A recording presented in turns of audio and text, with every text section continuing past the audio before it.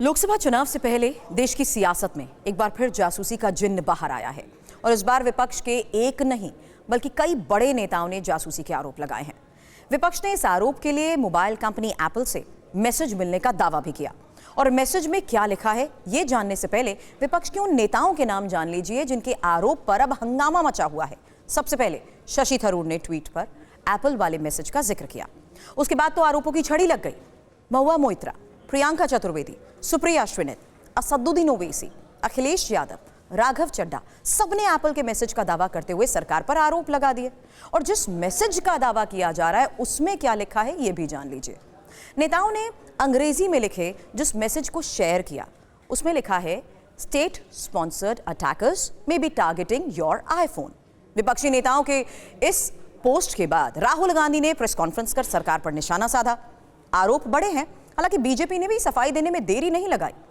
BJP media cell के head Amit Malviya ने x पर लिखा, एप्पल के स्पष्टीकरण से पहले हंगामा क्यों मचाया जा रहा है।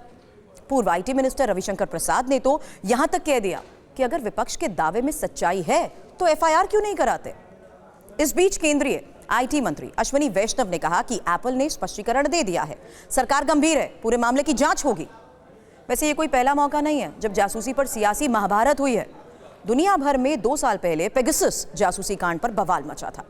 उस समय एक रिपोर्ट में यह दावा किया गया था कि पेगासस के जरिए दुनिया भर के पत्रकारों और नेताओं की जासूसी हुई है। हालांकि इस लिस्ट में 300 भारतीयों के भी होने का दावा किया गया था और खुद राहुल गांधी ने आरोप लगाए थे कि उनके मोबाइल में पेगासस जासूसी सॉफ्टवेयर था।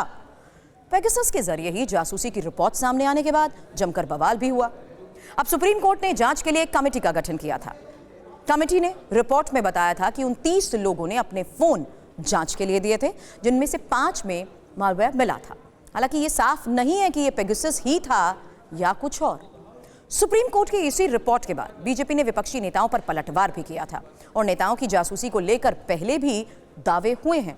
आपको याद दिला दूं, साल 2013 में अमेरिकी खुफिया एजेंसी CIA के पूर्व कॉन्ट्रैक्टर एडवर्ड स्नोडेन की ओर से लीक किए गए दस्तावेजों से अमेरिका द्वारा विश्व के 35 बड़े नेताओं की जासूसी किए जाने के संकेत मिले थे। उसके बाद अक्टूबर 2006 की तारीख वाले इन दस्तावेजों के मुताबिक अमेरिकी राष्ट्रीय सुरक्षा एजेंसी यानी NSA ने अमेरिकी गृह मंत्रालय, व्हाइट हाउस और पेंटागन में तैनात अधिकारियों से विश्व के शीर्ष नेताओं के नंबर भी हासिल किए। विवाद इतना बढ़ा कि उस वक्त की जर्मन की चांसलर एंजेला मर्केल ने अमेरिका के तत्कालीन राष्ट्रपति ओबामा प्रशासन के सामने विरोध जताया। लेकिन देश में जासूसी के आरोपों का ये नया बवंडर चुनावी माहौल में शुरू हुआ है और कुछ ही दिन बाद 5 राज्यों में विधानसभा चुनाव भी होने हैं। अगले साल लोकसभा चुनाव और विपक्ष पहले ED और CBI को लेकर सरकार पर हमलावर थी। अब जासूसी का नया बवाल।